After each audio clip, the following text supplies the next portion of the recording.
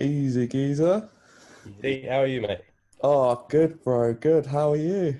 Yeah, all right, man. Same old, same old. Hey, well, Fucking super busy with uni work at the moment. amazing, mate. I can't believe you can juggle like uni work with the whole rave footage, and obviously you got Rivara as well. Amazing, mate. I just about managed to do so. Just about managed, but no, it's just it's just about manageable. But I'll be glad to get it all done in the next couple of weeks, to be honest. Sick. So you're wrapping things up now. You're about to get the degree, and then bang. Pretty much. But I've got to write my dissertation over the summer, but I'm not too worried about that because I've got 3 months to do so. So as long as I focus my time, I'm all right. I should be fine. Definitely, mate. It's all about like that time management and stuff. Exactly. Um, Exactly. so yeah, I got to introduce you first. Welcoming Elliot onto the podcast. Absolute legend. Like what? Probably the OG like rave video in the world. Like the first one. Nah. I wish. Arguably the biggest one in the UK. He's very humble. He's got about 40. It's about to hit 44,000 followers on Twitter. I mean,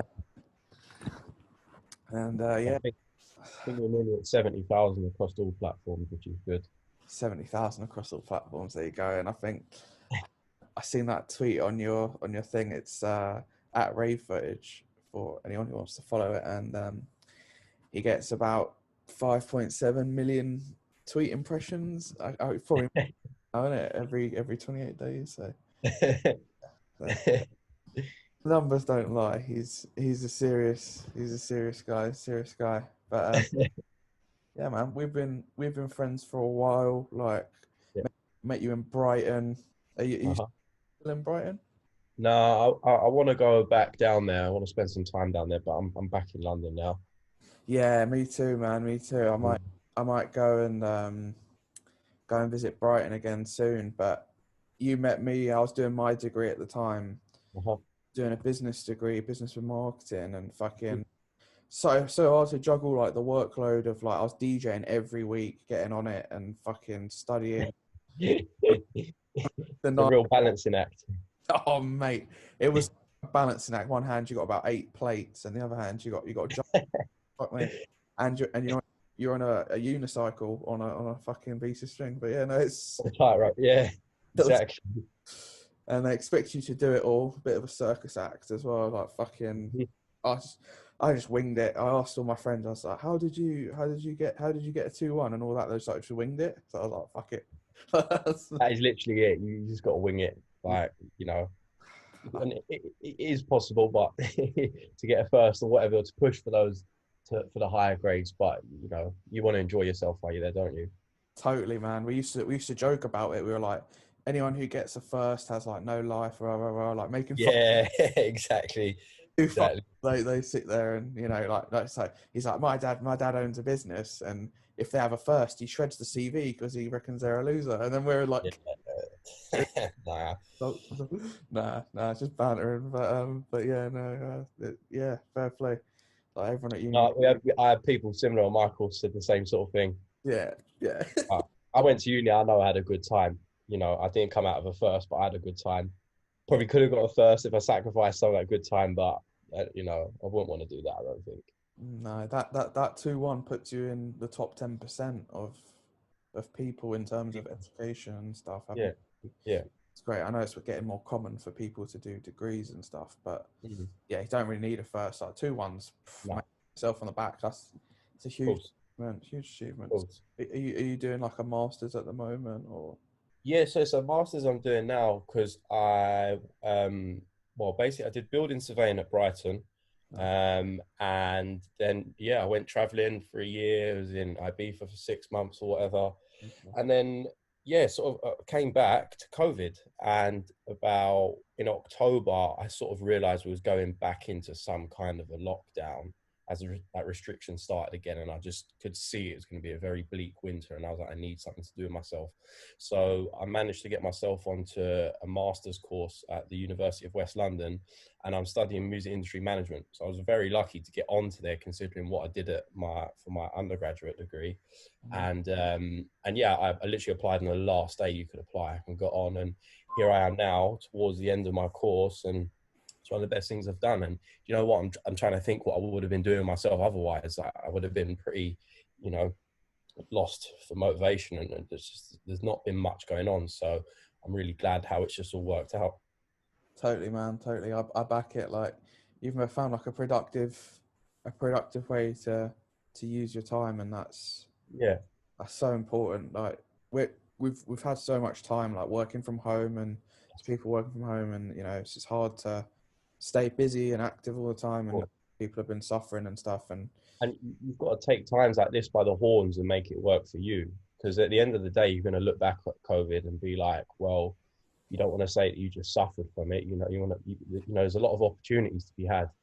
So you've got to make the most of them. And I recognize I'm going to have all this time on my hands. And I thought I need to do something with that. I need to do something that I'd never otherwise do. And I would never have otherwise gone back to uni, just because I would never have had the time or the reason to do so. But COVID gave me the time, and it gave me the opportunity, and I took it. And I can really say that I've tried to make the most of the situation that was COVID. And hopefully it is something I can be proud of. 100%, bro. Like, I think it's amazing. Yeah.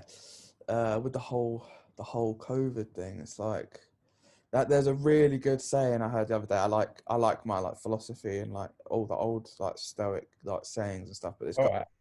he said, like when there's a crumble, like a crash like this, when there's a pandemic or like a the strong people, like they rise out of it, and it creates like the strongest foundation for like an enterprise or like a I future. like Because if you can really come out trumps in like the toughest situation possible, it's such a testament to your character. And it's like, bang, like not many people can say that, especially during COVID, when it's like the creative industry has been shut down and everything's been shut down. Not everyone's been allowed to like stay productive, but what that's done is it's limited some people's creativity and forced us down an alley where we wouldn't have necessarily gone down. Like me and you would probably be in Ibiza right now, fucking having a yeah, factory or something, not fucking doing a degree, or I'm running a business 7 days a yeah, week. Like exactly. It it's will either make or break you, and you've got to be resilient to it. You know, it's the test of character. Yeah, you couldn't have said it better. it's nice. It's nice. It's nice to know that we've both kind of taken it by the horns. I've fucking just ran with it. I've just absolutely ran with it and like managed to grow my little thing. And then obviously getting a master's as well is a huge, That's it. such a good achievement to have under your That's belt. it. And you've branched out into like a totally different avenue, which I think is amazing. Yeah, Like, so yeah. And it's good because I have my undergraduate degrees into something completely different to my postgraduate degree. So, you know, there's kind of two things there to fall back on as well, which is just it's an added bonus really. And I'm just quite lucky of how things have worked out all round, to be honest. yeah, Jesus. Someone's just turned on the fucking lawnmower next door. It's the lab. Like they've planned it. Then I'm hopping on the podcast. They're just trying to. Oh, Jesus Christ. Right, sorry about that, guys. If you can hear a lawnmower, I'm going into different rooms and you can hear it everywhere. It's like the world's loudest lawnmower. But yeah, man, we'll come out. It's like make or break in it, and like I just fucking hell, Yeah, man. You can't let things like this stop you if you're passionate. They say if you limit your creativity, it can help it grow sometimes. So it's fucking yeah. I huge, like that. huge. So, what was like your kind of inspiration for starting rave footage? Absolutely amazing, amazing. I love it. Well, it was a weird one really because I've been out at I think it was a Abode, and it was a Monday that I was at Abode on the Sunday, and this was the Monday afternoon in December 2016, and I Wow. had all these videos that I took the night before, and I had all these other videos that take all the other events. And like, you know, a few people had told me, oh yeah, the videos are sick, whatever.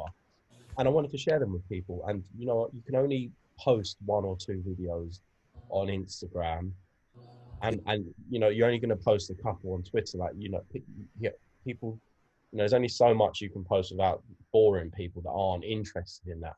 And it just came to me like that, rave footage, and I just literally made the account straight away. Like the name came to me straight away. The account came. Like, I made the account within an hour. Just like posting videos. And at the time on Twitter, I mean, as far as I'm aware, I don't remember anyone doing anything like that. Mm. Um, on same on Instagram, but I know there was a few that were active. Like now, I know that.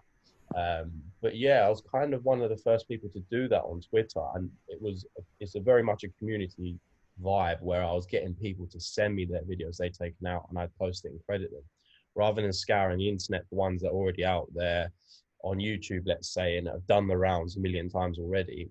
I was getting people to send me their own ones, and they weren't the best videos, but you know, I could still post it. And before you knew it, I had a lot of people asking me for track IDs for these videos. I was like, "Oh, can you find out what the song is in that?" And a lot of the time, I could just Shazam it and tell them who it was. But then I found that it was constantly happening. Every video I was putting up, people were saying, "What's this song? What's this song?" And then I included the track ID to like every video I post now. Pretty much will have the track ID in it where it's known. Um, and it just, I mean, what I've done there is I've given people two reasons to share the content. One, because of the video, and second, because of the track IDs in there, the music's there. So it's just like SoundCloud, where you share a piece of music with your friends, you repost it. It's kind of like that. So there's two aspects to what I do, and there's the video aspect, and then there's the music aspect, and yeah, it's just, you know, people go out now, and I'm very lucky for them for my DMs to be full usually after, say, a park life or whatever event it is people have been to, and they're sending me their videos, and then I'll get them and post them up, and I find the ID for it so I can share the video and the name of the song that's in there, and I can credit the person that sent me it.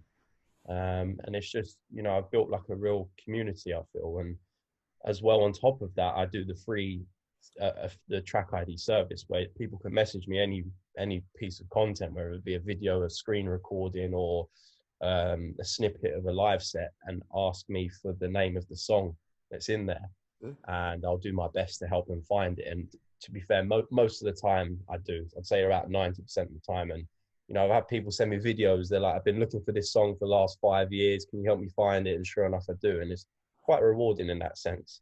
But yeah, that's just kind of how it all started, I guess, and how it got to the point where it's at now.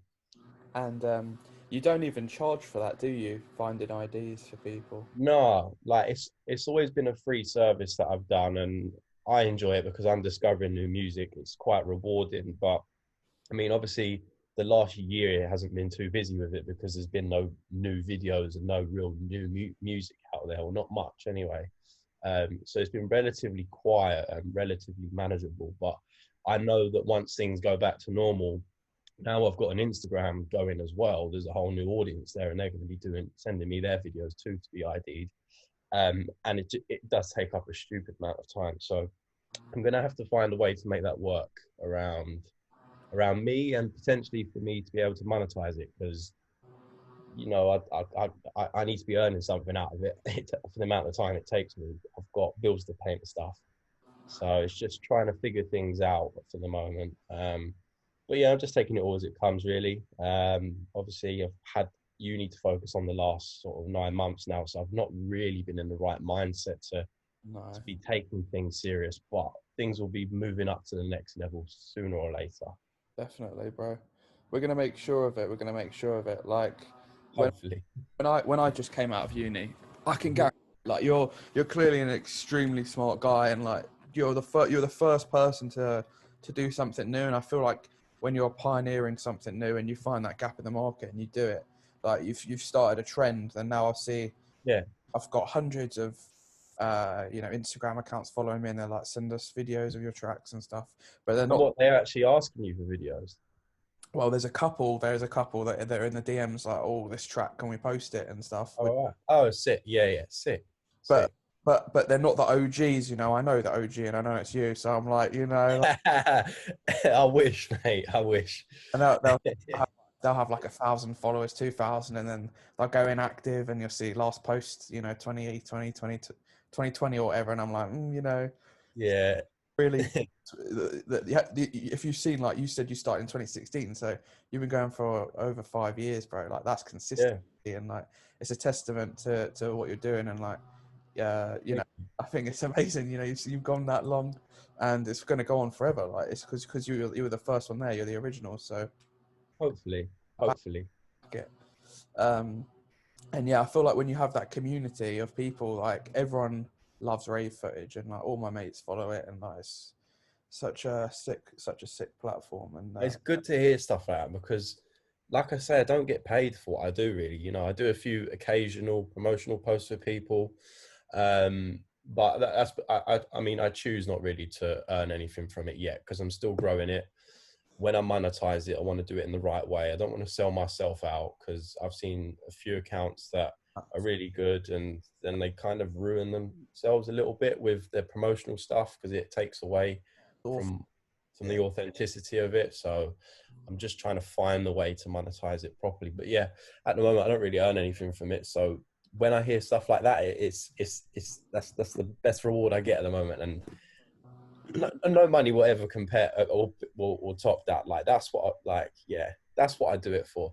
No, that's so good, bro. Because like the thing is, like money and attention are very similar. Like you've got a lot of engagements and attention and stuff, and the longer Yeah, you have that reputation, the bigger it's going to get. And then when you do launch a product, it's going to be like a right hook, and then people are going to be like, "Fuck! Like I want this. I want to be a part of this." Like I've been watching, yeah, probably been watching rave footage the past 5 years, like probably like almost daily. Like I'm a huge I've been on Twitter for fucking like since like 2011. Like I've been on it, you know. But like I'm always seeing rave footage on the feed, and it's always a banging vid, and you've always got the ID. And like I'm a serious DJ. Like I dig, you know. I'll go to record shop, that's it.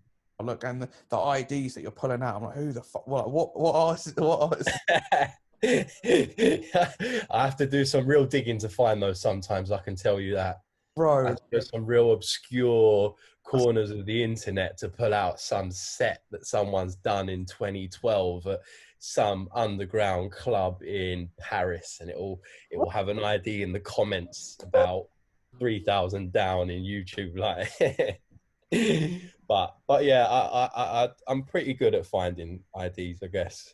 I mate, mean, yeah, it's it's hard to show me an artist, especially that I'm like I've never heard of them. I haven't heard the track, and it's an absolute banger. And you're always like recently. I feel like you've gone a bit deeper. Like the tracks you're digging out in these IDs are just like I don't know who that is. I don't know the track.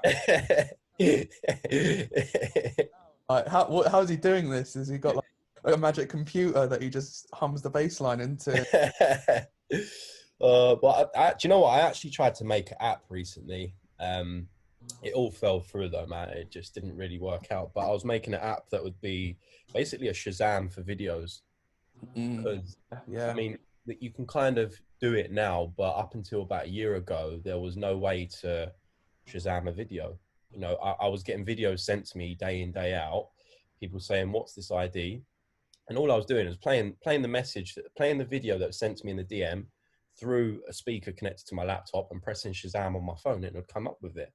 Um, and it was that simple. And I was getting, so many messages a day where I was able to do that. And it stumped me why Shazam doesn't let you upload a video for audio extraction. And I ended up trying to make an app for it. And yeah, it just never quite worked out, but it kind of was a good thing because Shazam does kind of allow you to do that now. So it wouldn't have been pointless, but I would have wasted a lot more time if I went through with it. I was literally just about to suggest to you, like, what if you made like a Shazam?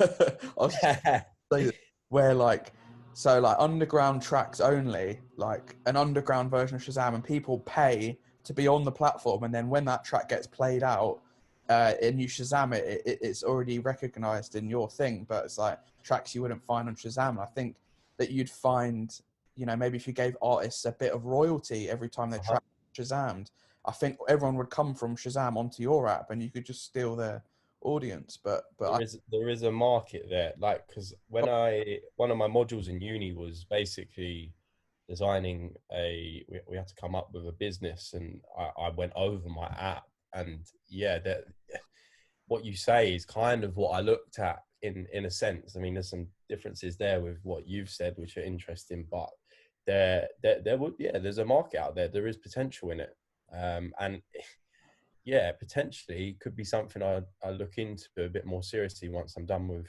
once I've got a bit more time on my hands. But yeah, I mean, there's a real problem out there as well because artists aren't getting the recognition they deserve.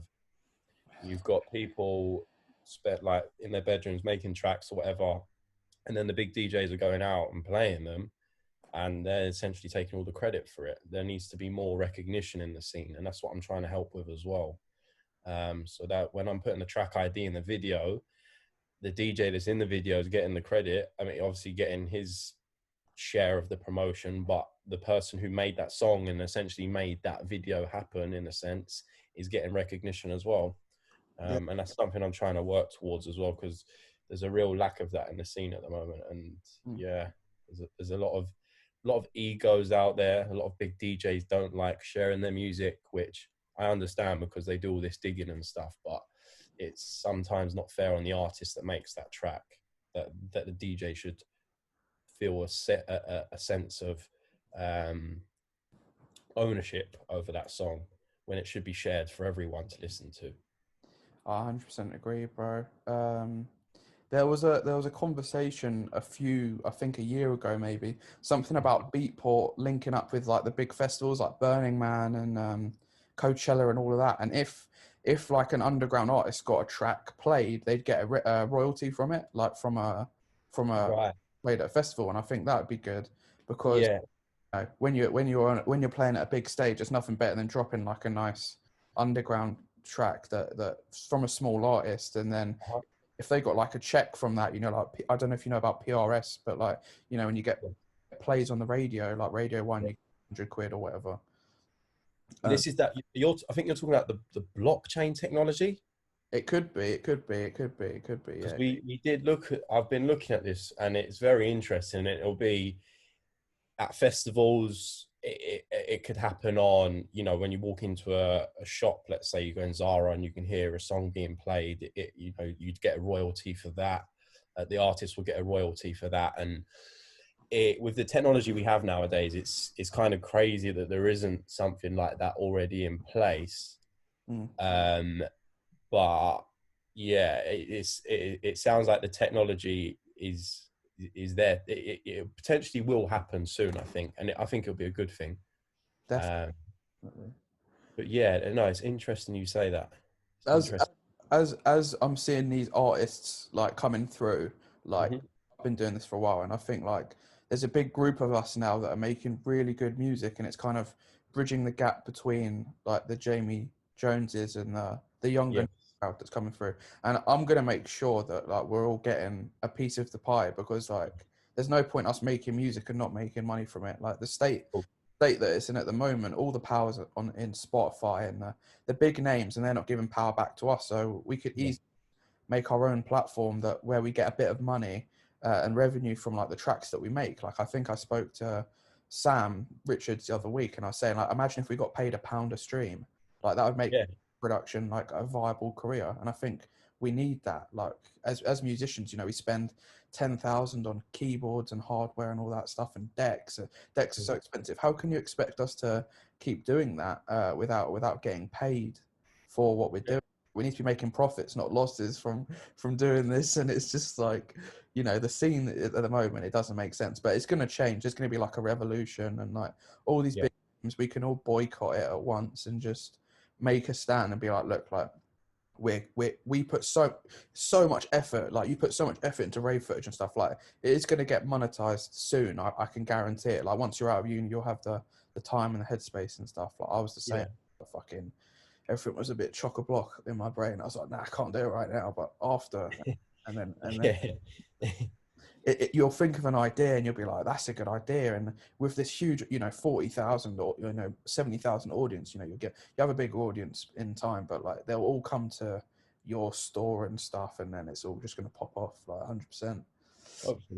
Hopefully. But yeah, man, like with the whole revenue thing, like with the music, like that, like I don't know, about sync licensing deals when you go on an advert and stuff.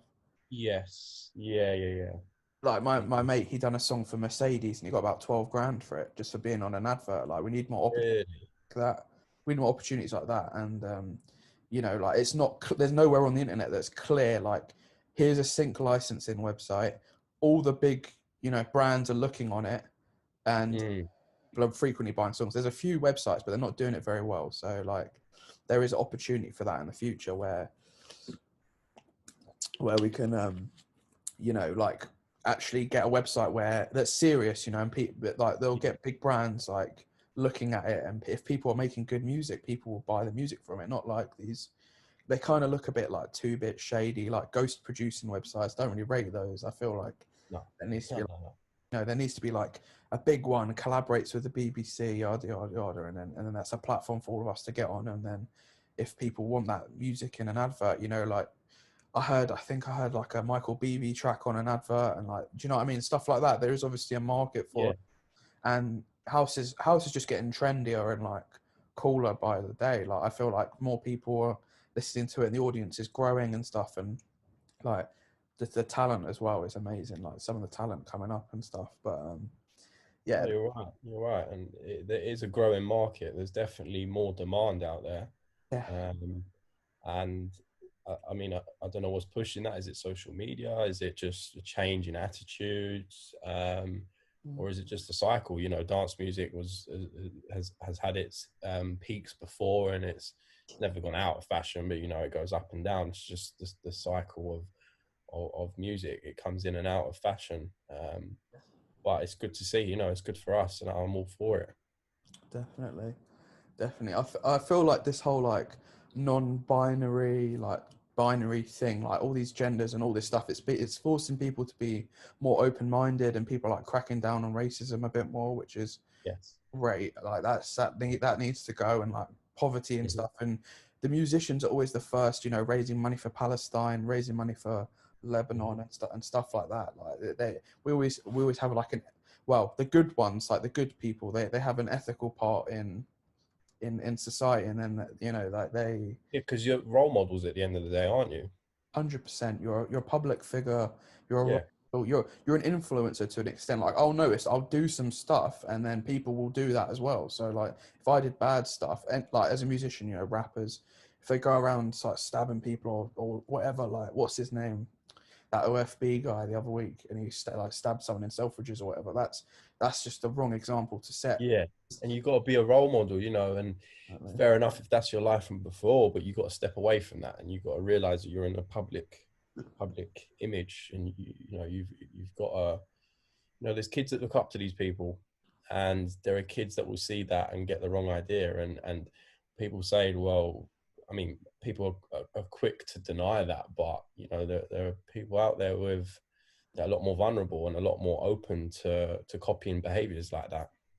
Definitely, bro. Like, it's mad. Like, So I've got a sense of responsibility with what I post, because we all know how much our scene's caught up with drugs and stuff, but I don't want to encourage that. And there's a lot of like drug memes and stuff that go around. And don't get me wrong, they're funny and they get shared in the group chats, but I wouldn't post them from my page, because there are people out there with addictions and stuff. And, my God. small things like that can trigger it, put things in their mind. And essentially it comes to just normalizing those kind of behaviors, which is something that we have to be careful of, because drugs are obviously illegal for a reason. I'm not saying it should be legal or illegal, but there are people out there that have problems with drugs, and cost them a lot of money, cost them their lives. There's a big epidemic of mental health issues going on at the moment. Drugs definitely do not help them. So like, I always got to bear that in mind with what I post. So I don't want to be encouraging the wrong kind of thing. I've got to act I've got to act responsibly, I guess you could say. Definitely, bro. And it pays off, like, to fly straight. You know, to be a straight arrow, it pays Yeah. because at the end of the day, these people, if they're knowingly influencing others to like take drugs, yeah, it's a good thing. Can't bite them in the arse, so they're probably going to take a dodgy pill or something and get fucked. Essentially, yeah, yeah, and you know, it's Yeah, like I don't know, I don't know where I stand on drugs being legal or illegal, but I see enough people out there with problems with them, people that I'm very good friends with, and that's enough for me just to think twice about some things. definitely. And obviously, you know, I know a few people have taken their own lives, and you know, some of them can be quite like easily related back to drugs, and it just makes you think sometimes. And I think what we need more than anything at the moment is we need to make raving a little bit more sustainable, because Great shout. people, you can't keep up the lifestyle that you have in your early 20s for your whole life. But some people seem to forget that or not realize that. And I think there just needs to be a little bit more awareness of long-term impacts that can have on you if you keep up that lifestyle. And I don't know, I think we all get very carried away with it, but it's sometimes hard to escape once you're you know, you find yourself in a rut of going out every weekend, seeing the same people, doing the same things, taking the same drugs. But that's our scene. But it's hard to escape because it's so good. Like, but you've got to balance it, make it a little bit more sustainable. Totally, man. You can't be doing it every week, man. Like, especially No, for like no. 5-6 years, it's just too much. But Mm. I packed all of that in a while ago. Like, I'm 25 now, and with the whole with that whole thing, like, you know, I don't even like. I mean, I even regulate drinking. Like, I try not to drink too much because Yeah.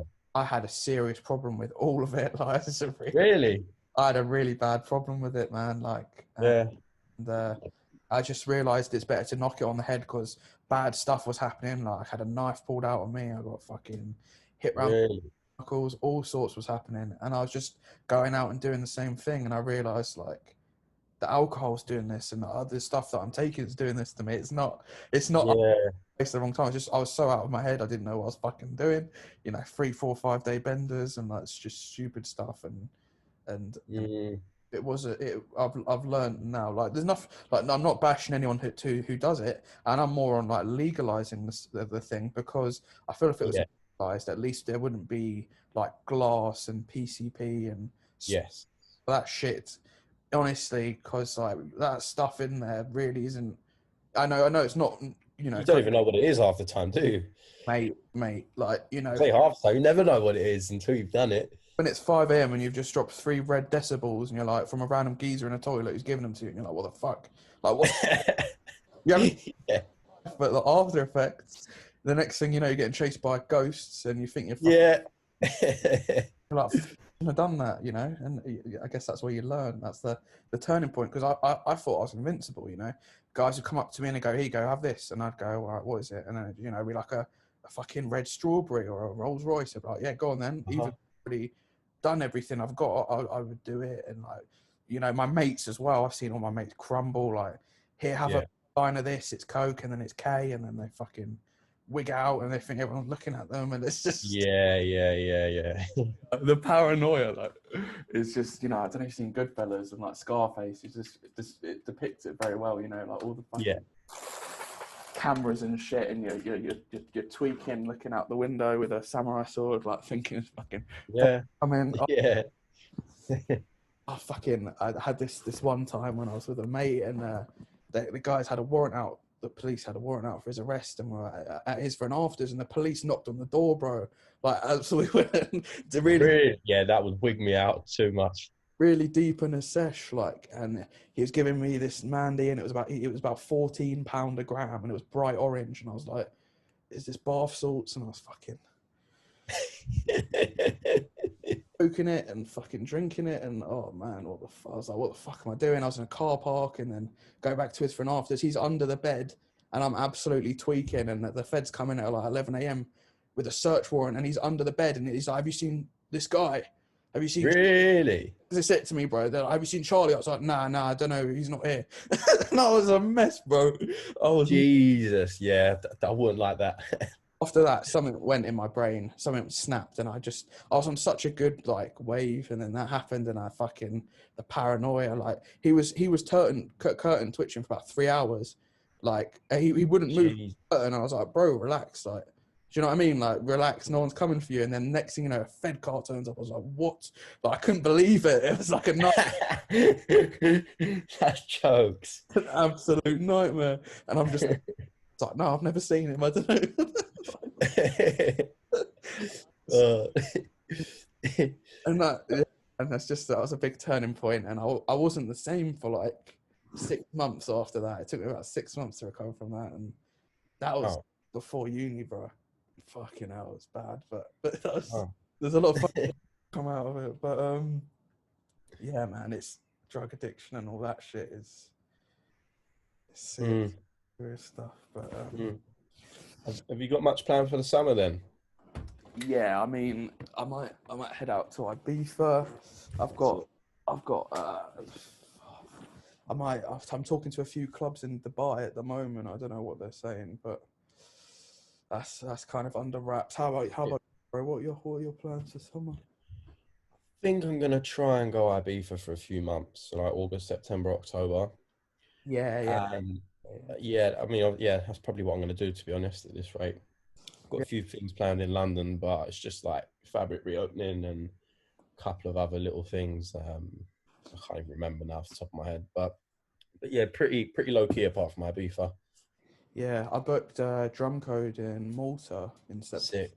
Yeah, so I've got like Richie Horton, Adam Bayer, Massio Plex, then Capriati as well. So a couple boat parties as well, and it's dead cheap. So I was like, fuck it, like cheap and cheerful. And I'm hoping we should be all right now with COVID. Like, you know, we've got this vaccine behind us driving our progress. At the moment, there is no threat to it. It seems the Indian variant isn't a threat. So as it stands, we should be all right for now, and there shouldn't really be much of a third wave or any third wave. And yeah, hopefully all these things actually happen. 100%, bro. Like positive thinking. Like Yeah. our thoughts become our actions, and like our actions become the consequences and stuff like that. Like if we're all responsible and positive thinking about it, like I'm 100% sure there's not going to be another lockdown. Like I'll say 99.9. You know, let's if you're in that mindset, then you know you got to manifest it into reality. 100%, bro. I feel like people don't realize the power that they have. Like if you're one human being and if you share a post about anti-racism and you've got 9 racists following you, and you convert those 9 racists to see from a different perspective that it's wrong, and they stop being racist, you've just partially done something powerful. And those 9 racists, all of their mates are probably racist, their family's probably racist, and maybe that will encourage them to make a change in their family, and then their family becomes anti-racist, and then that has an impact on their family. Ripple effect. Yes, bro. If you can impact one person positively with something serious about homelessness or anti-racism, or you know, like hunger or stuff like that, it can.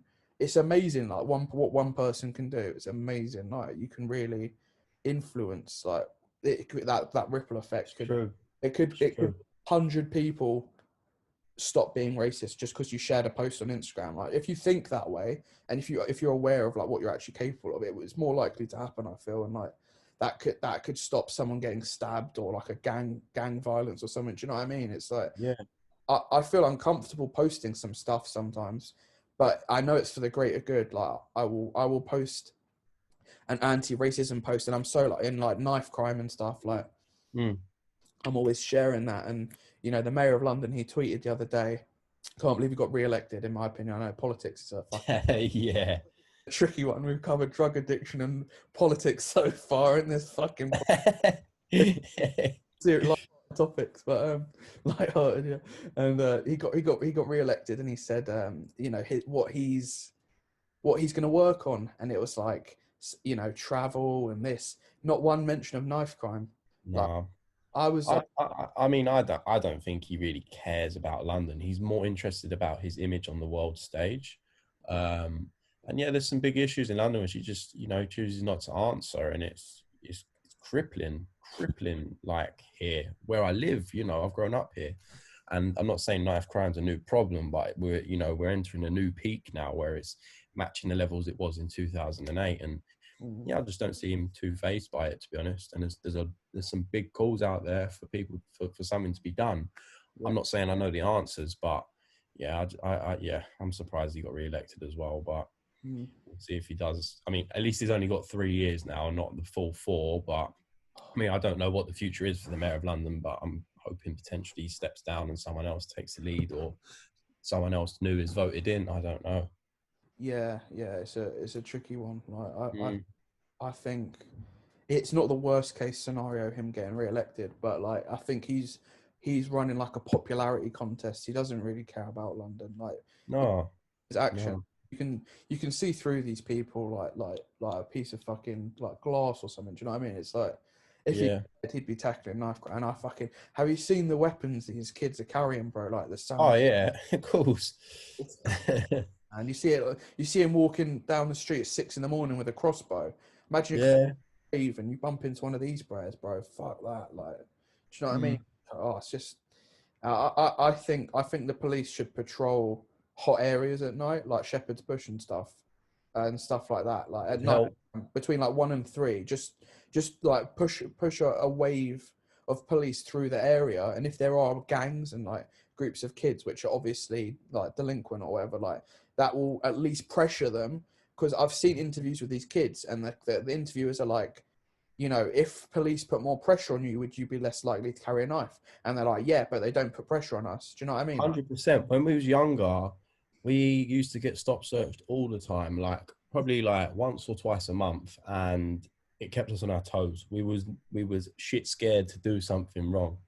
And I'm not even like saying stop search is completely right and correct, but you know what? It done the job. It kept us on our toes. We were shit scared to put one foot out of line, or carry something we shouldn't be carrying on us, whether it be drugs, a knife, anything like that. We just had the fear entrenched in us because we ran somewhat of a risk of being pulled over and searched. And that's what really pulled knife crime levels down from 2008.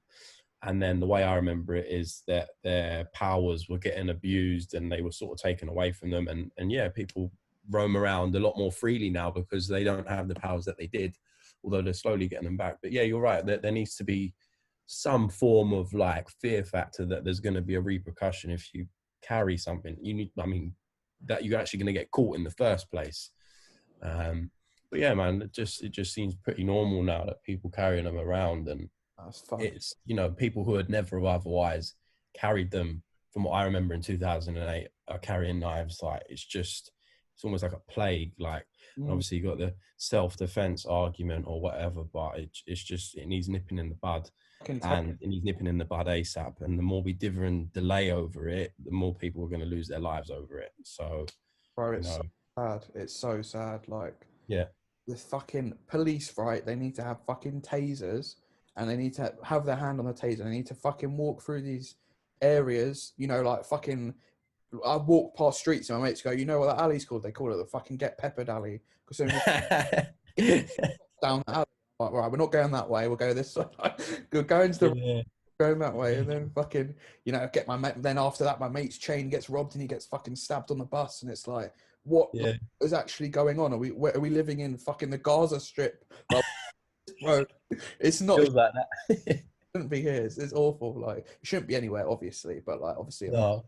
I'm not no comment on the Gaza Strip right now. Let's talk about the knife crime. But like, if there was feds, right, and they were patrolling these dangerous places that I know dangerous places, right, if they just went through them where there's high knife crime rates, and they had a taser, like just a wave of them, right, and I'm not saying taser people, I'm just saying put the fear there, because if these they have no fear, bro, because they know they can get away with it, that the consequences, they'll get out of prison. If they do it, they try and do it younger, so they get out of prison earlier. It's like, what the fuck? Like, There's no fear factor there. There is, people ain't scared, like you say, you go get a 5-year prison sentence now for stabbing someone. That's 5 years is a lot for stabbing someone in this day and age, and then you only do 2.5 of it. Oh, bro.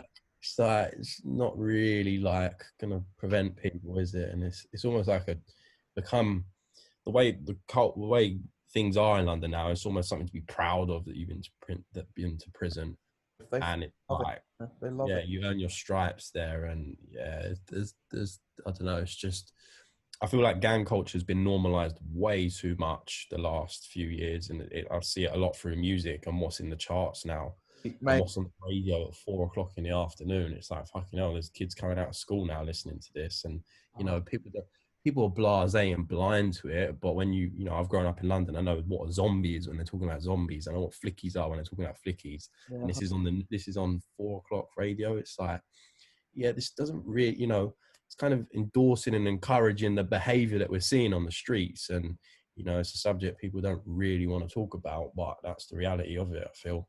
what you know, right? Number one at the moment is obviously Body. My mate actually manages Russ Millions, and like I get it. It's number one. I'm happy. There's a drill track on number one. I'm all for drill, but like I think we should bleep these words about fucking dipping man down and shit. In the Yeah, daytime, there should be a yeah. day thing, because if there's kids in the car and they're singing along to that, I just It just gets entrenched in their brain that that's like I'm all for kind it. of normal. It just normalizes that kind of thing. You wouldn't play them porn or whatever, but that's stuff they shouldn't really be hearing or listening to. Exactly, man. It's part of Same as that, like you got to make it a bit more user friendly. This stuff, and yeah, like you say, dipping them down. You know what that means. I know what that means. it. But and they'll play dumb like, oh, it's just about dipping your biscuits in your tea, let's say, or something. But I think that's it's a big part of the problem. Big I'm part. happy. I'm happy they're at number one, and I get it that their defense is they've come out of the trap, and like they've hustled for years to get this number one spot. I respect it as music, but there needs to be more responsibility on stopping it being so like encouraged and like accepted. Yeah, It shouldn't be. 100%. We need to fucking have zero tolerance on this shit. Like I'm hearing 100. up north in Manchester, 16-year-olds are beheading people, like, and people are getting stabbed in London for saying the wrong, for looking at the wrong person, like on a Yeah, football match. And like when I had a knife pulled out on me, bro, I thought it was bad, but I didn't get stabbed. I almost got stabbed, yeah, but I didn't, bro. I could have died. Like it's fucking mental. It's just like it's just I think it's a big problem in the UK. I think it's probably one of the top two. Homelessness and knife crime is what we need yeah, to put down on and stuff, and obviously poverty. But like, I think we're quite well looked after in the UK with the whole benefits scheme, and like a lot of people can get on yeah. benefits and There is, we're fairly, I've spent time in Vietnam and Bali, and I've seen people who have absolutely fuck all. And I right. look at people here, and we're all right. There are some people that are left out, but you're never gonna have a system that's 100%.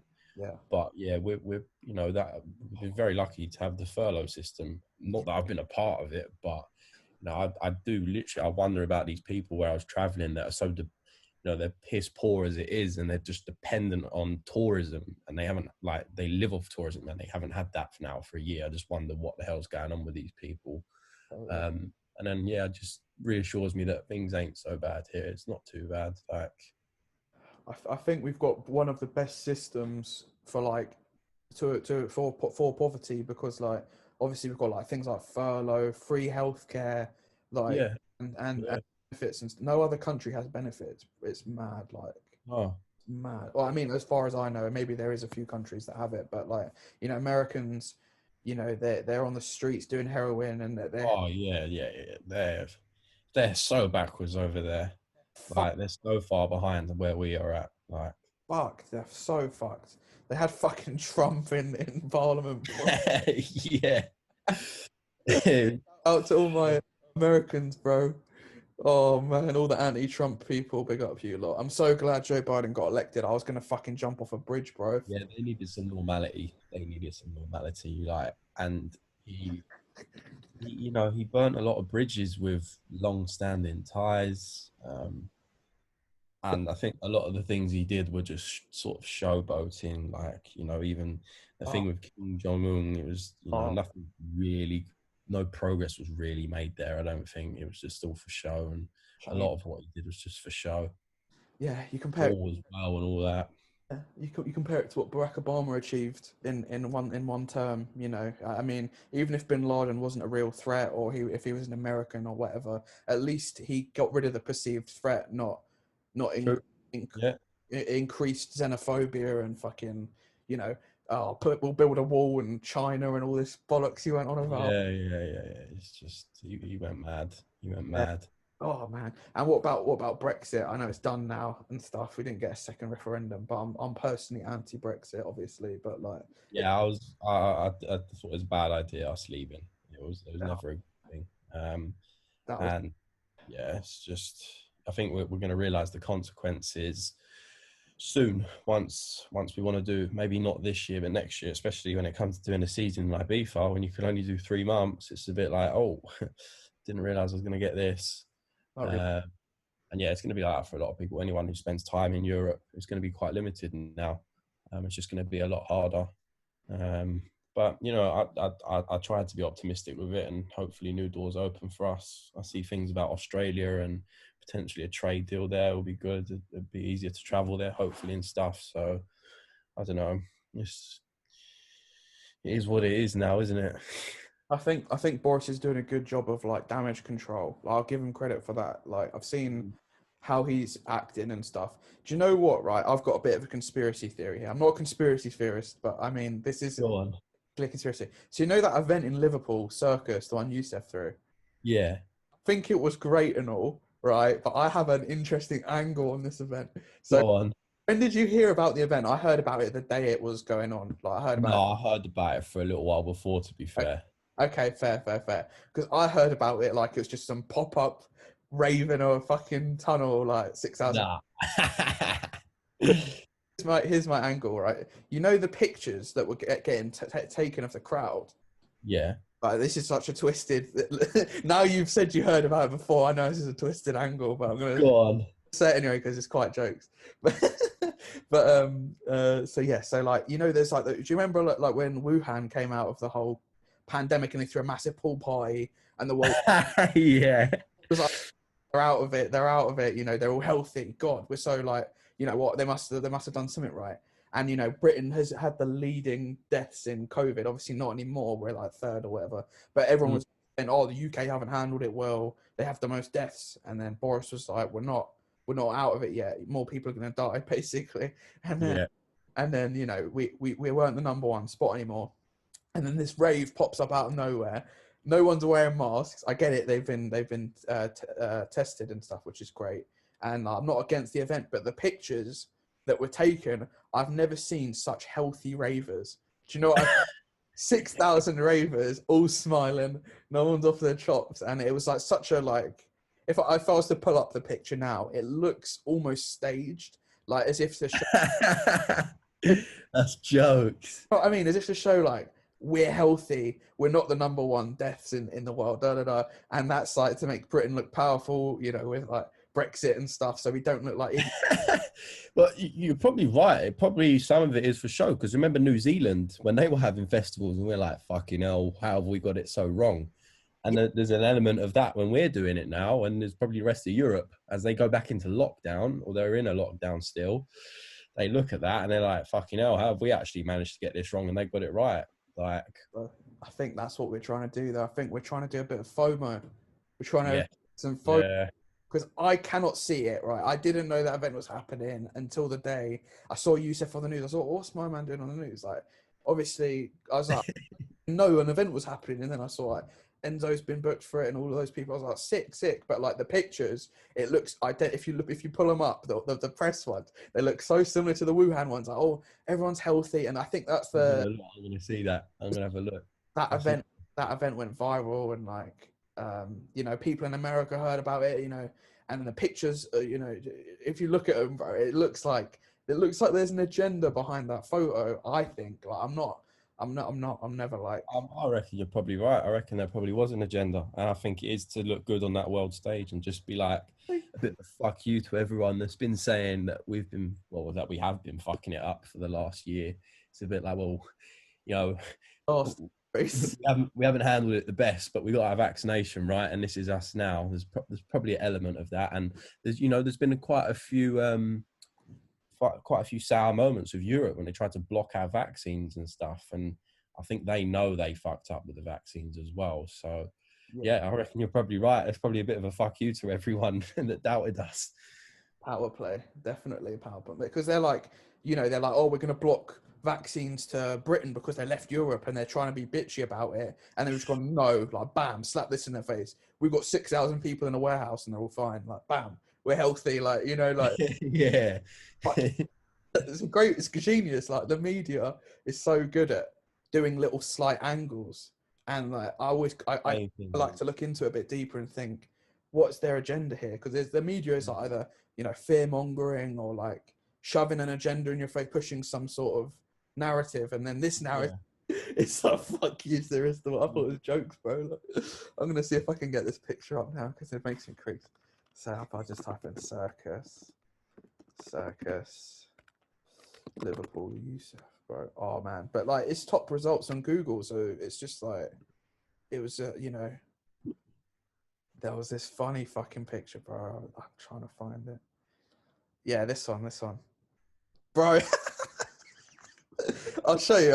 This is it. All right, I'm gonna do I can like share my screen and I'll show you side by side with the Wuhan one. This picture, bro. Like, look. You zoom in, right? They all look happy, healthy. There's no Gurner in sight, bro. How in 6,000 people have you done that? Any rave.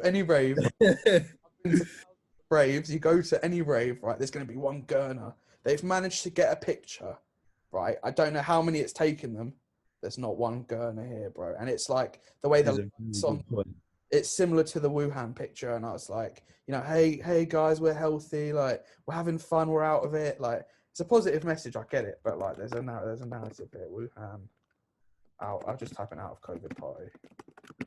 Oh yeah, I've got your Twitter up just to do some fact checking. But you look at these like pictures, I just think it's similar. Yes, yeah. Very fucking similar, bro. This is coincidence at all. Hands in the air, fucking yada yada. Do you know what I mean? Yeah. So I like that. Yeah, it's a bait one. But yeah, these guys had a pool party, the dirty bastards.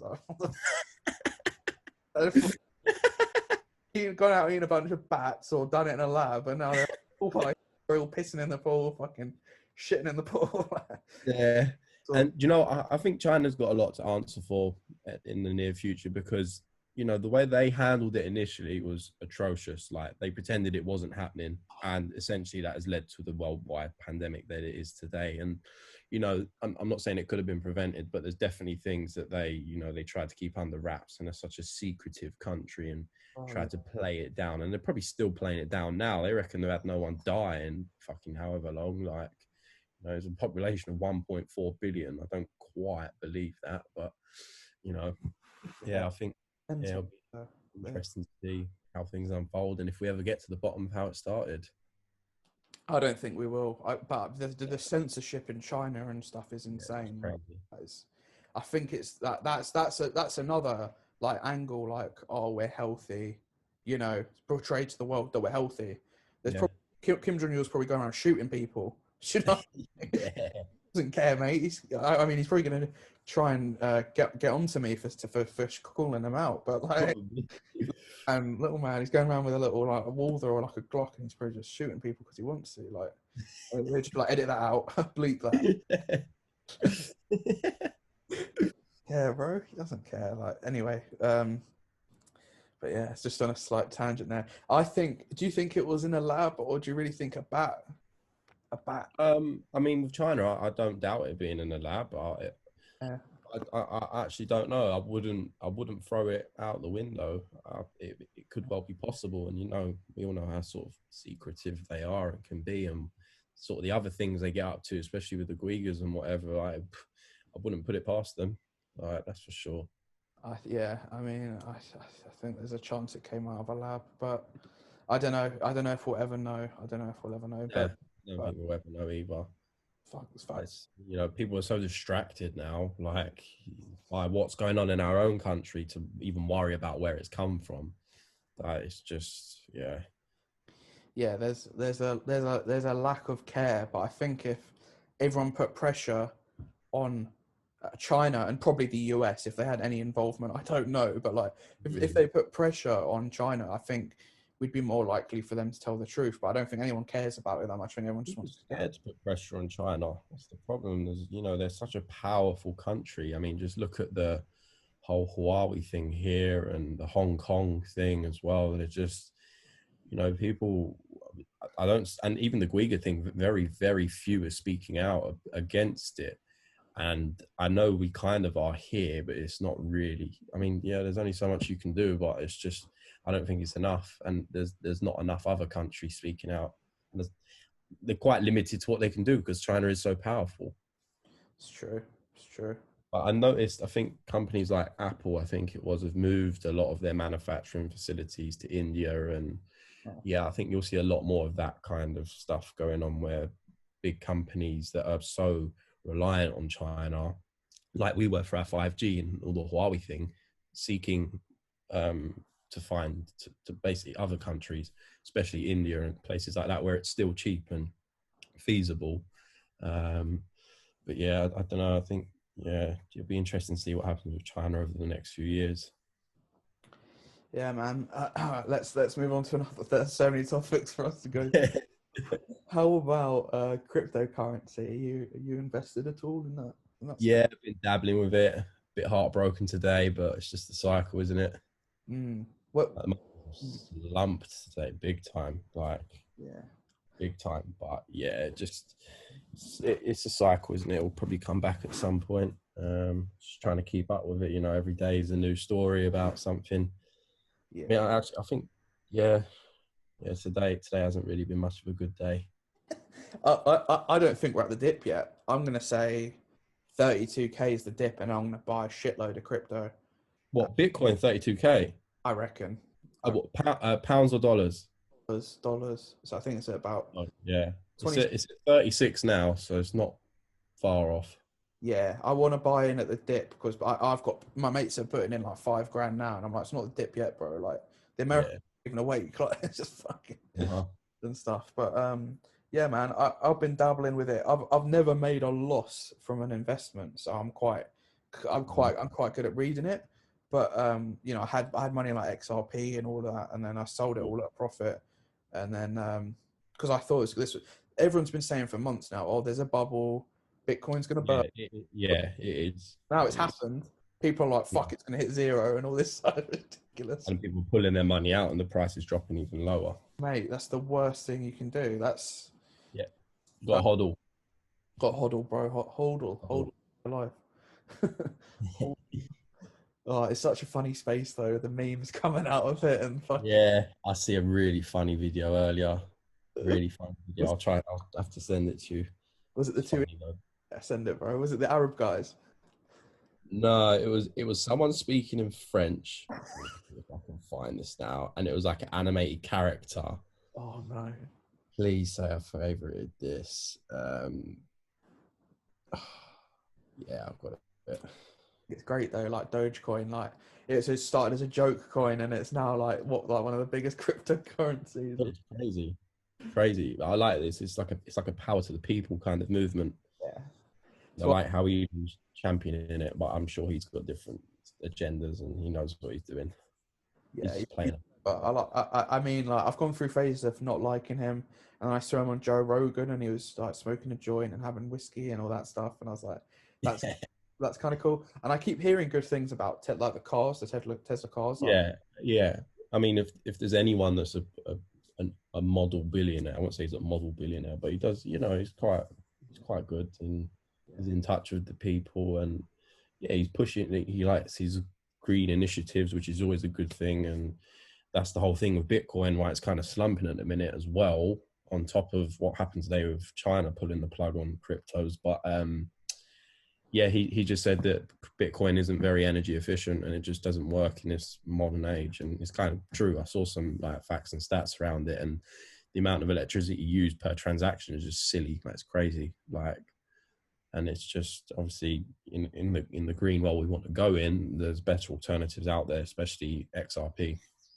Yeah, XRP. Waiting for that to hit $1,000. Yeah, that seems like the way forward, though, from everything I've read Yeah, and from the problems that have surfaced in the last couple of weeks. It seems that XRP is the one to keep your money in. yeah.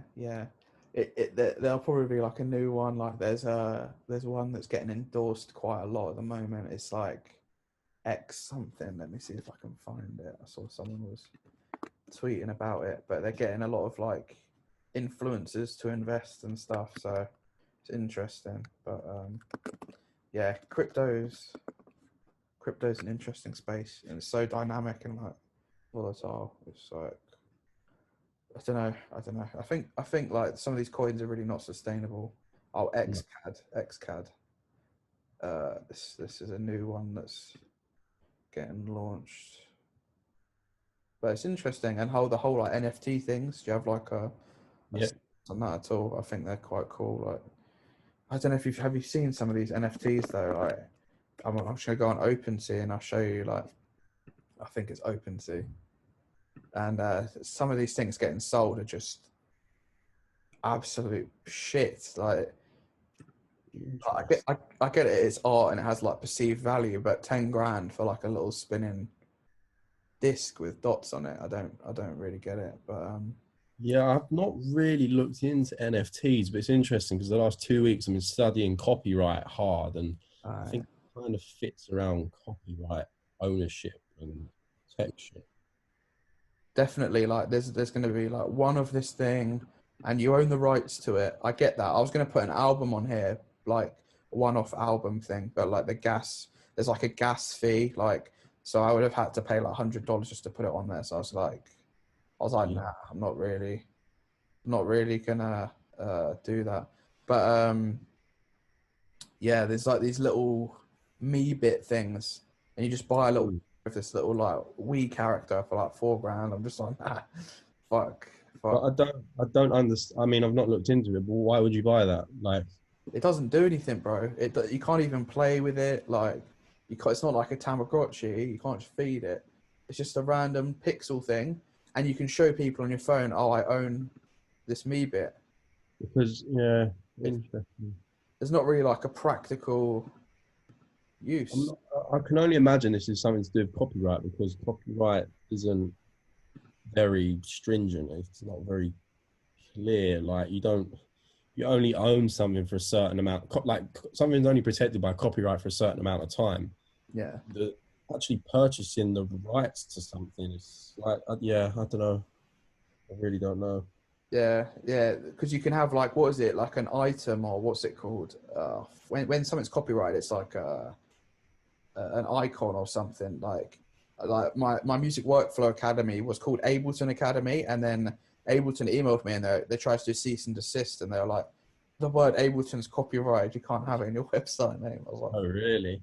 oh, fucking hell, they're sending it for me just for Yeah, promoting. I had that with my paintings with Ravar. Oh, really? Yeah, Oh, Paradise Music One weren't too happy about me using it, but they were nice about it, and I knew I was in the wrong. But you know, I was I had no job or anything, and had bills to pay, so I was making these paintings to make ends meet. who said that? Paradise. Paradise and Musicon asked me to take them down, basically. You know. I had to respect that. So if you see this, yeah, Paradise and Musicon ones are all sold out. Oh, that's. Do you know what? They look good, man. I think I get it. I get it. Like this, they're right. It's up to them if they, they. I think. I mean, that's not really a good thing to comment on. Let's change the subject. It's a subject. So yeah, a big one. Who's this? Who's this unknown artist? Who is this guy? Which one? Oh, me. There's this guy unknown artist, and he just releases all these tracks. He's released like 1,000 records in the past 2 days. Who is this guy? Unknown artist, bro. Oh, like a white label unknown artist. I'm fucking with you, bro. I'm fucking with you. Well, no, no, but that went over my head. That one. Then once when the guy's like, "Who's this ID?" Like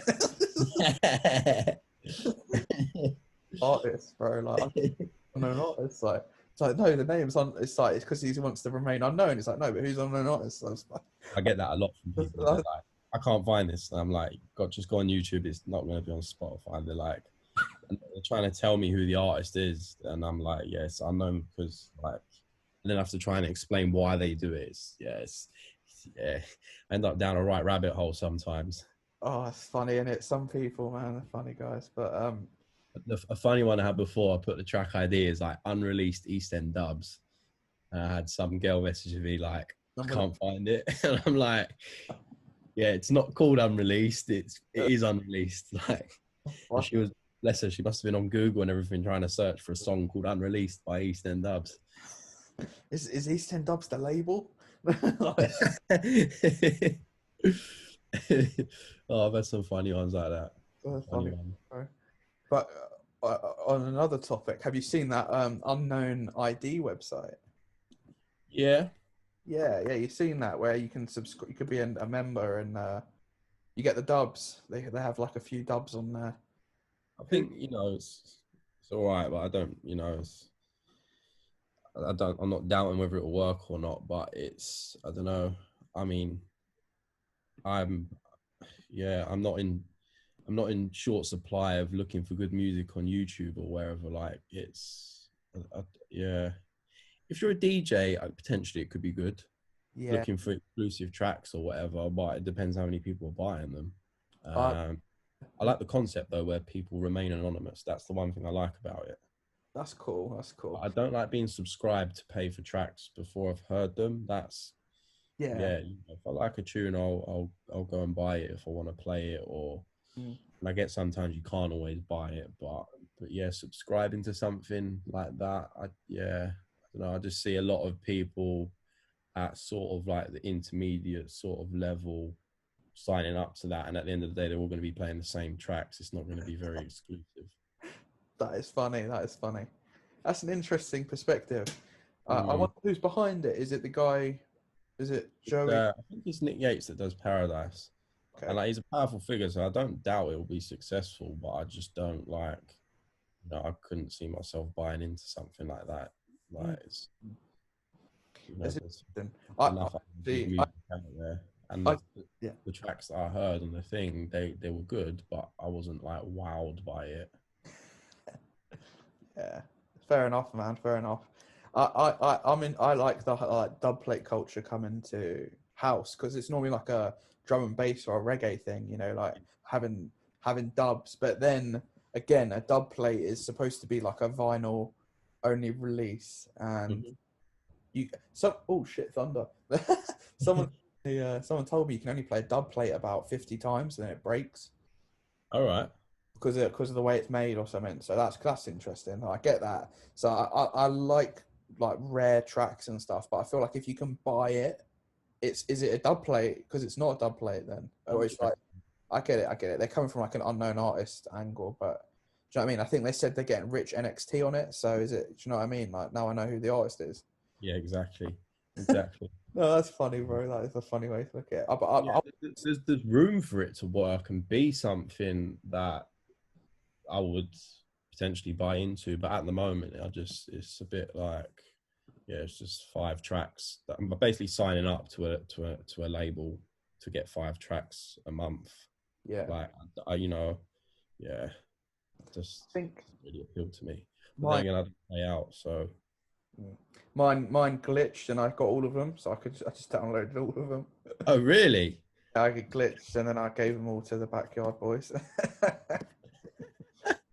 That's jokes. I downloaded them. I was like, it's a bag of dubs, and they were like, "Oh, sick!" That's sick. Yeah, it glitched. So yeah, I might buy back it. Like, it depends what the next 5 tracks are, but I got them just.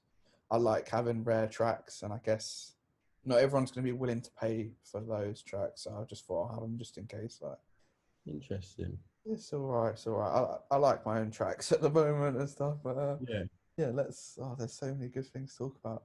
So you actually covered a lot of it, like when you the first kind of thing that you spoke about, and then I was going to ask you about like how you get the IDs and stuff, but you covered that immediately, which is amazing. Really good podcast guest. Thank you. Oh yeah, awesome, Been bro. interesting. It's been good conversation.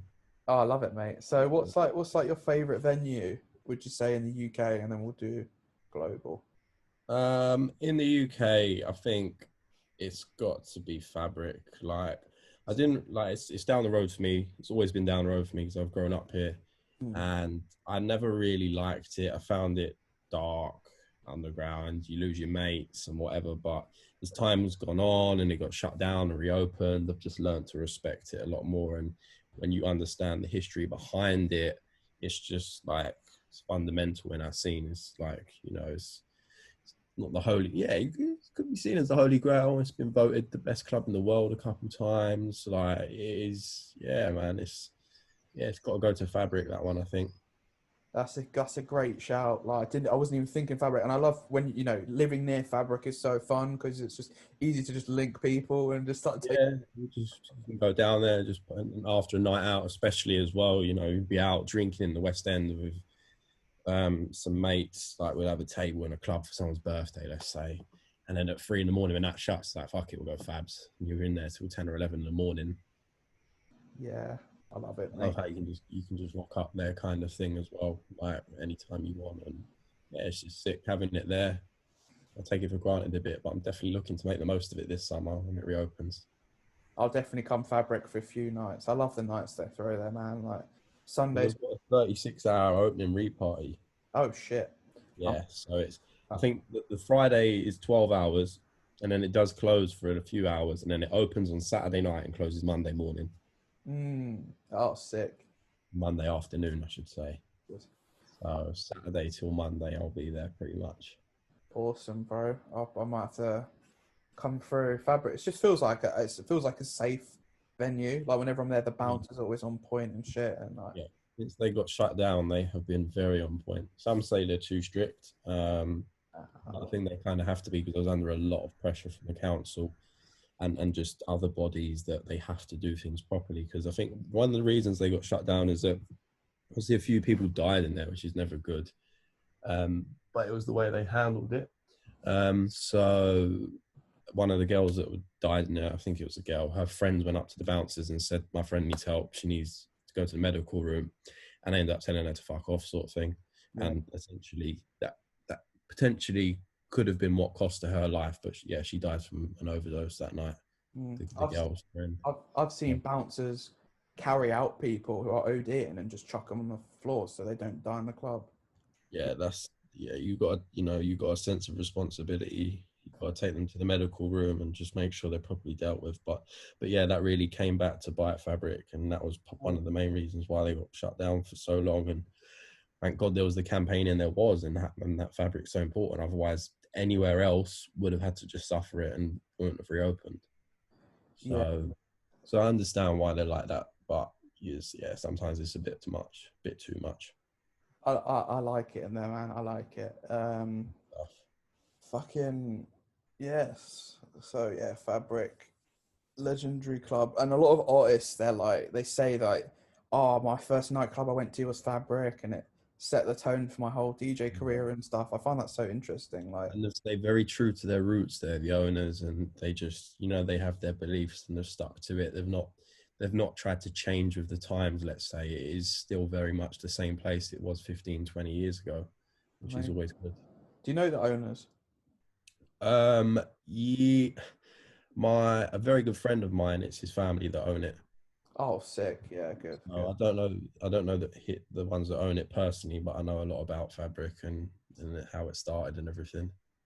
Yeah, man. I like that. I like that. I feel like Circo Loco has a similar vibe that they stuck true to their roots, and it has always Yeah. been a very headsy party. They never went commercial with it. Do you know what I mean? They always kept it quite Uh-huh. successful. So, how about like globally? What's your favorite club? Globally favorite club. I think it's got to be Amnesia. Oh, no way! Yeah, I used to say DC 10, and I do love DC 10, but just my experiences, my last season, it was way too busy, and Oh, it ruined it. fucking hell! And When it's 7 uh, a.m., Martinez Bros in the terrace just absolutely rammed in it. It's fucking. you know, I think the Martinez brothers and Paradise both outgrew it, and as you've seen, they're moving on.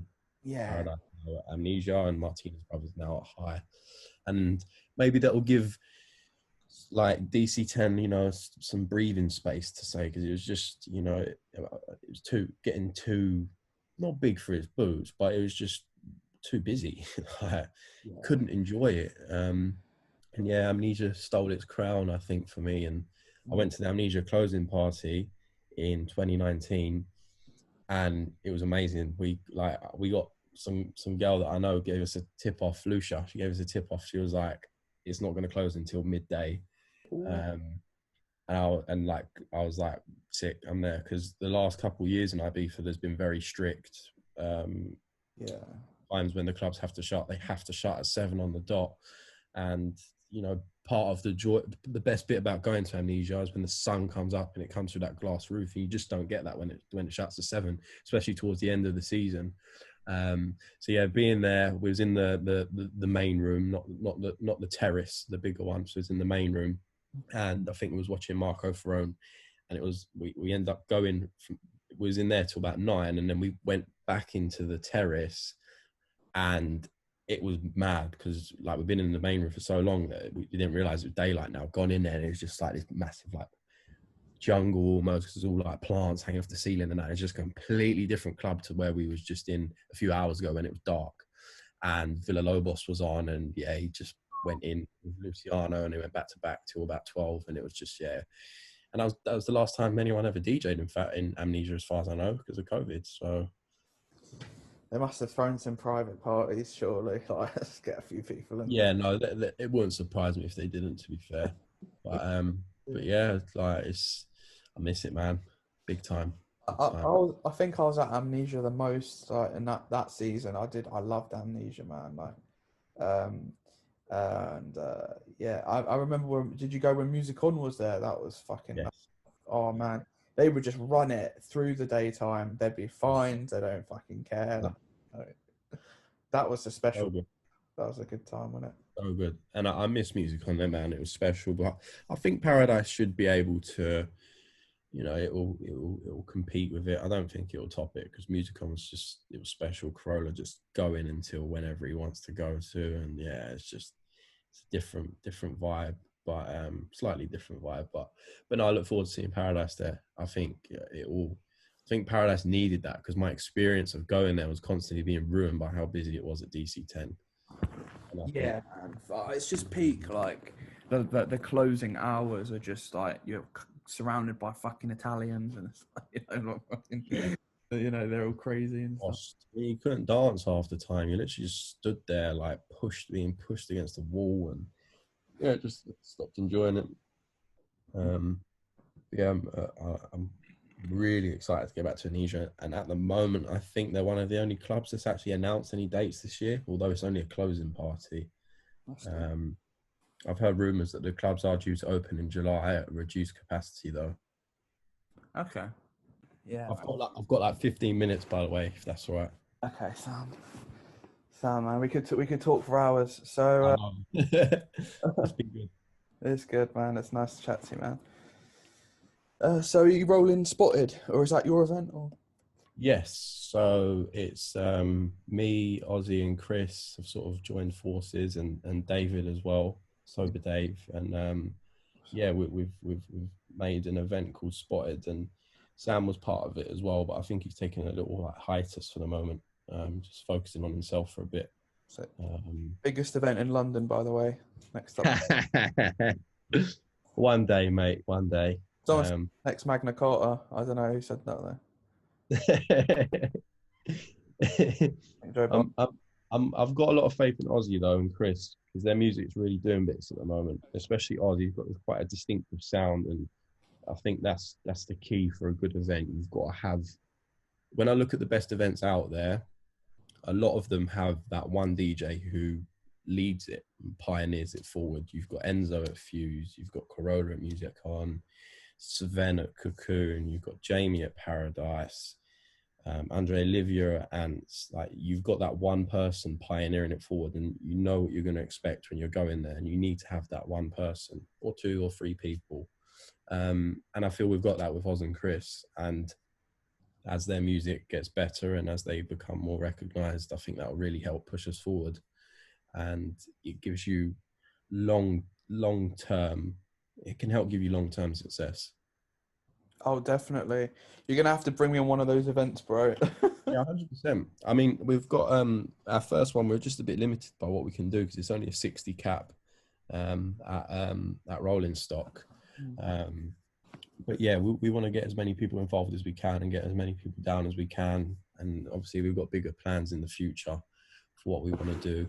But yeah, we're just a bit limited at the moment, which is annoying. But Okay. we're just grateful that we can actually do it for now, because we're doing it just before the restrictions are lifted. But we've been given, like, we're all right with Rolling Stock, and the doors are going to be locked when we're in there and stuff. So Yeah. not necessarily socially distanced, shall we say? Oh, bro, I know. I was gonna bribe bouncers when I got there and be like, look, let's not fucking. Let's not. Yeah, no, I've been bringing a few of my mates as well. So Are you coming down?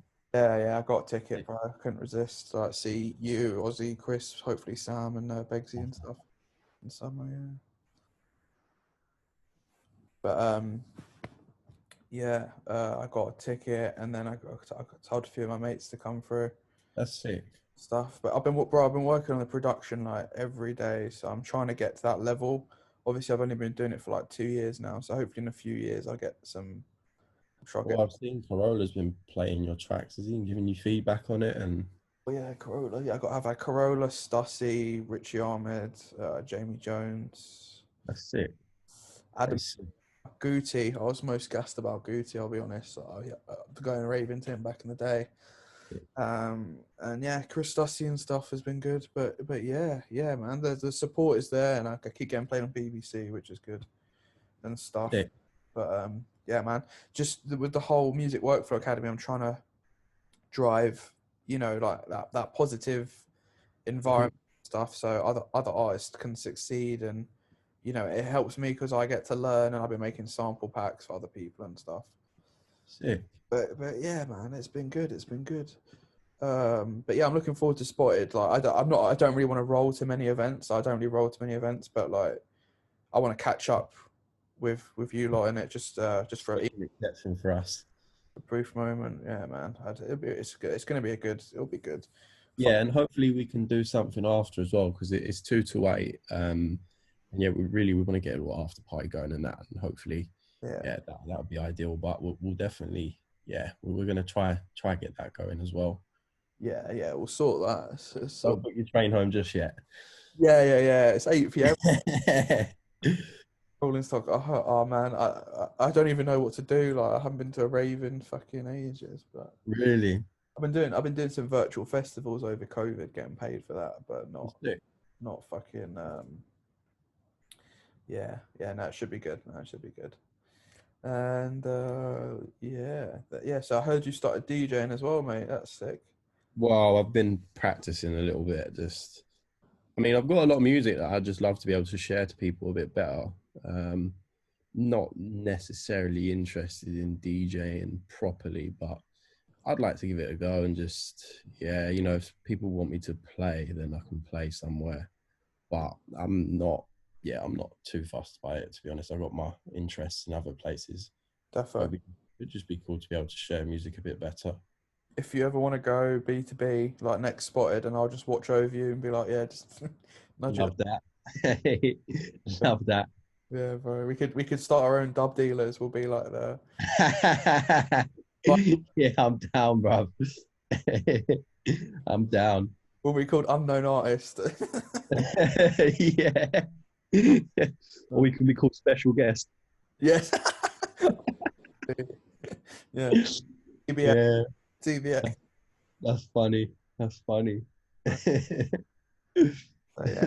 What are your all right, we'll close it out. What are your top three favorite songs at the moment? Oh, at the moment. Hmm. At the moment. Ah, first one is Curtis Mayfield, Move On Up. Oh yeah, great shout. That is just such a fucking track. I've been playing it I don't know. I think it must have got re-released about a year ago because I've been hearing it a lot since. And yeah, when I go out for a walk every now and again, like every few days or whatever, that's one of the first tracks I put on. Um, what else have we got? And the extended version as well is the one I play. Nice.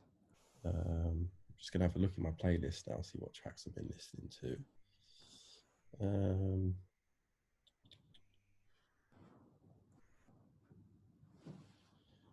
Oh, you stumped me with this one. Oh fuck. You Got too many to choose from. can go old school, you can go new school, you can go hip hop, you can go R&B if you want. This one here, this is a bit of an old one. It's a weird one, but I like playing it when I'm like just about to start getting ready. It's called Sheena Williams and his African percussionists, and it's called Ajaboju Logan. Oh shit. Yeah, G Wogan. Ajaboju. Whoa. and it is. Yeah, but you have Yeah, to send it to me, bro. Send it to me. I don't know. I will. But I'll yeah, send that to you I've now.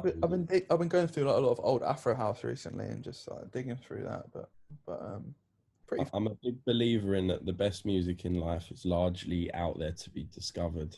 definitely. Waiting to be discovered. You're not going to find it necessarily in the Beatport charts and stuff. I quite often find myself searching deep corners of YouTube, and that's where I tend to find my favorite music. Yeah, YouTube's great. YouTube's great for that stuff. I have YouTube Music. I don't use Spotify, so that's Nice. that one as well. Actually, I used to be on Spotify back in the day when it was free, like when it first came out, and then they did like a paid thing, and then yeah, I was a member of it for a while, and then everyone was just on it, and I was just when everyone gets on something, I'm kind of like puts me off it. I don't know why. It's just like, and then my other one is called MI7 Rocking Down the House, and it's an old one. that sounds good. That sounds good. You can always Very good. the name if it's a good track sometimes. Rock down the I house. don't know how I found that one, but it's a fucking beat. It's like a bit breaky, little bit reggae almost. Yeah, and the vocals on it are sick. But I just, yeah, the quality. I mean, I've only got the one that's on YouTube, and it's not the best quality, but it's such a fucking track. No new tracks then. None of the new Fusey stuff or the new. No, I don't actually keep up with new music as like I know people really think I do because of what I do on Ray Footage, but I'm really out of touch with what's coming out and everything. I'm quite often looking backwards for music instead of forwards, if that makes sense. That's very exciting, and it's a promising way to do things because then it's almost unlimited potential of what you're going to find. Yeah, exactly. Never I know. like there's so much. I find DJs at the moment, not at the moment, but there's a lot of DJs out there, and they're constantly trying to play the newest stuff out, and there's a lot of them doing it, and there's only so much new stuff coming out. So they quite often end up playing the same kind of stuff or the same tracks, or just yeah. When really there's so much more behind that has just been left in the dark and is yet to be discovered. It's kind of embarrassing when the warm-up artist ends up playing the same tracks as the headliner, and it's like, oh, Yeah, yeah. groovy, groovy came out. If you dig hard enough, you won't have that problem. It's going to be very unlikely. Yeah, true. And one last thing, right? I didn't really talk about it because it's controversial. But I want to talk about. Max Chapman. Uh-huh. Have you heard that song he's made? That's literally a rip-off of Ozzy's track. I have. Your thought? Yeah, I spoke like because I actually heard it. I was in Sushi Samba in the city, Nice. and I've gone into the toilets and I could hear this track, and I was like, "That's Ozzy's track." And then like I've messaged it to him, and he's like, "No, bro, that's Max Chapman's version." And obviously, I'm in like a proper nice place, and this is playing. I'm like, "How the fuck has Ozzy's track got here?" And yeah, Oz claims that he made his one first, but he just got fucked over by the not fucked over, but the label just kept delaying the release or whatever. And yeah, obviously his one ended up coming out after Max's as well, I think, just to top it off. I know, bro. I know. I was so pissed off about that. Like Ozzy's, there's a clip on SoundCloud of Ozzy's track when it's unreleased, and it had like 60K, 70K. I don't know. Really? I'll show you Ozzy Govern unreleased, and it was it's just sitting there. Yeah, look at this. Ozzy Govern unreleased. It's sitting here with almost 60K about a year before it came out and stuff. And then I heard Max Chapman, and I was like, "What is like? Who does that?" Like, I get it, I get it. It's music and stuff. There's no. I've met Max Chapman, like he's sound, but I didn't understand it. Like, obviously, a sick tune, and then for it to have the same, garagey beat, beat. And, Yeah, even now when I hear it out, I still think, oh, that's Ozzy's tune, and then like I quickly get, no, that's Max's one. I see Max Chapman play it out, and I'm like, how does he have the balls to play it out? Like, Yeah. I saw him playing it the other day, and he almost looked upset, like that he's done such a dirty thing. Really? Playing it. I need to, I'll speak to Oz and see what he thinks about it. I've never actually asked him, like, but I remember he was a bit like, no, that's Max's version, sort of thing. Like, It was spotted. I just find it funny. Like, nothing against Max Chapman, I just find it funny. no. Oh, bad. Just he's a copycat. You look copycat. That's funny. Oh, I saw it when I saw him at Amnesia. He literally played his set and then got his flight case and had to go fly somewhere else to play. So busy guy, man. But yeah, for it just to have the same stabs and the same vocal. Yeah. Like I had an idea for a track with that vocal, and I heard Ozzy made a track, and I was like, sick. Like I'm not going to go and make a track with that vocal because that'd be weird. Because it's been done, like, Yeah, it was only a cool idea because it was a fresh idea, and then there's not a very high chance. I don't think Max Chapman was in the studio making that track while Ozzy was making it. Do you know what I mean? He obviously heard it and then made it, and it's like, like it's almost like a Once situation when she stole that Bodika tune, and I'm just like, because I know it isn't there yet, but I guess it's a testament to Ozzy because, like, obviously it shows that he makes sick tracks and like when people are trying to replicate what you do or copy it or whatever it may be, then you're obviously doing something right. Definitely, they say friends don't follow them. Oh, definitely do that. So long as Max, I mean, it's just a shame if Oz was if Oz was 2 or 3 years further in his career and Max did that, he might find himself in a bit of bother. But where Ozzy's still fairly under the radar, he's getting there. Like, Max can kind of get away with doing something like that.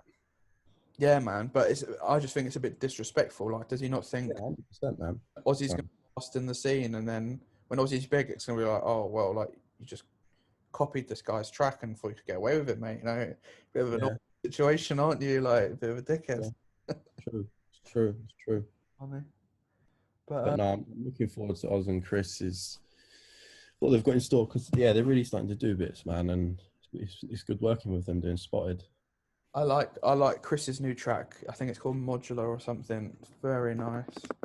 Chris Lands. Oh, Copper. Sorry. Copper, yes. Modular rack on it. That's why I got confused. I think it's a sick track.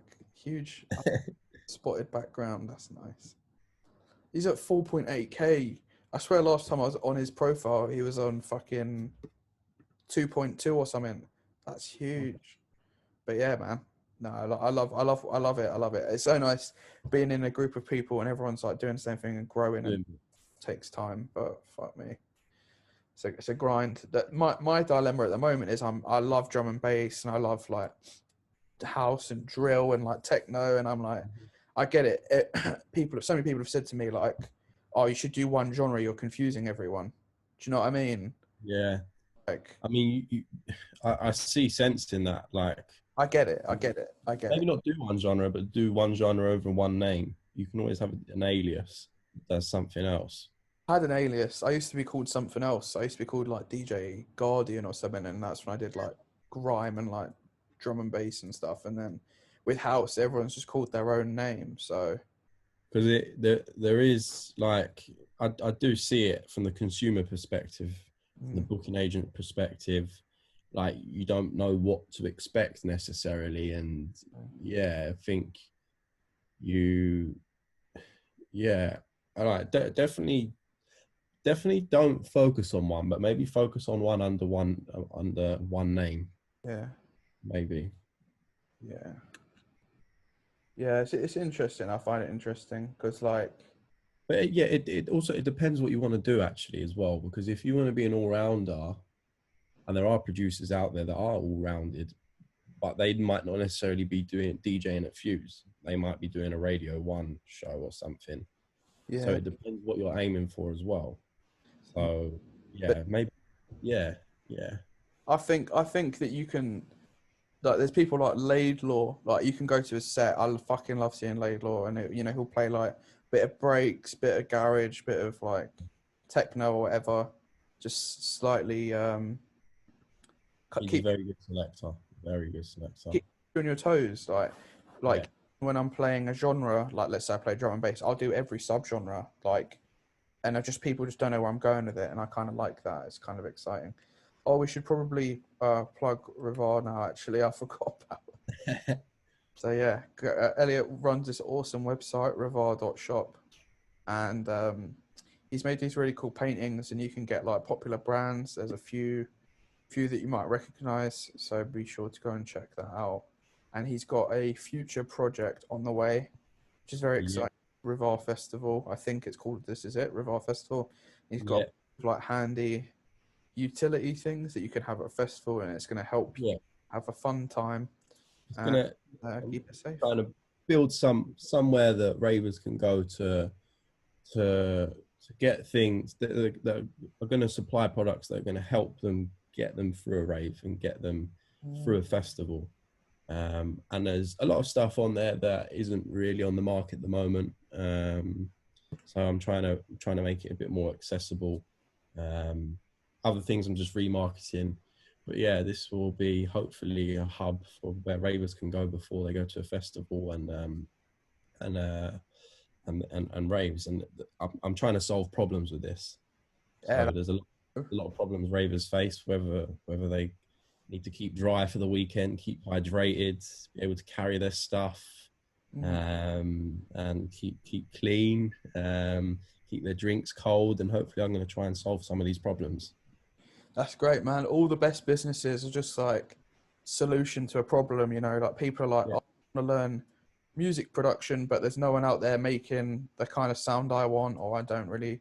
No one's at that level, like international standard, and then, that's what I wanted to learn from. So now I'm that, and can learn from me and stuff like that. And it's it's enriching for them, and I'm actually getting people sets around the world, and like fucking like people in California getting them like full-on residencies where they're getting like $400 a day, and from Wow.